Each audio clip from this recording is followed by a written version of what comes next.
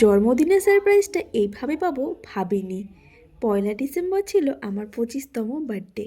দেখতে দেখতে জীবনে আরও একটা বছর যে কীভাবে পার করে দিলাম বুঝতেই পারিনি। অফিস থেকে বাড়ি এসে দেখি ছোট ছোট ভাই বোনেরা বেলুন দিয়ে ইউটিউব দেখে দেখে ডেকোরেশন করছে। কত সুন্দর লাগে না যখন এক্সপেকটেশনের থেকে অনেক বেশি কিছু পাওয়া যায়।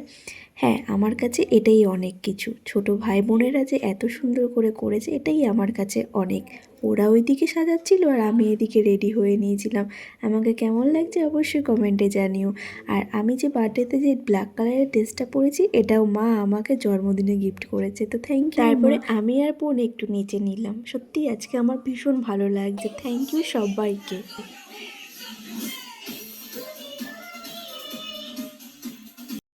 জানো তো, আমি না জীবনে কখনোই বেশি কিছু আশা করি না। এই ছোট ছোট আনন্দ, এই ছোট ছোট সারপ্রাইজগুলি আমার কাছে অনেক কিছুই। তারপরে একে একে ঠাকুমা, দাদু, মা, দিদা, বড়রা সবাই আশীর্বাদ করে নিল।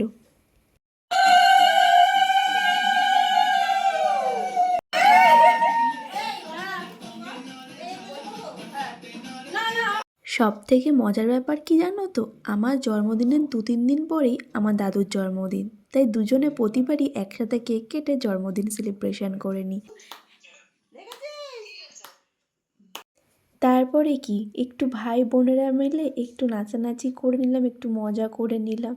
আর আমার এই বোনকে দেখো, ও কিন্তু আমার থেকে অনেক ছোট, কিন্তু দেখলে মনে হয় না। ও আর আমি হয়তো 2-3 বছরের ছোট বড়, কিন্তু ও আমার থেকে প্রায় মনে হয় 9-10 বছরের ছোট হয়। তারপরে আমি একটু বার্থডে ভিডিও করে নিলাম, একটু ফটো তুলে নিলাম আর একটু নিজেও নেচে নিলাম। সত্যি আজকে আমি খুব খুব খুব খুশি।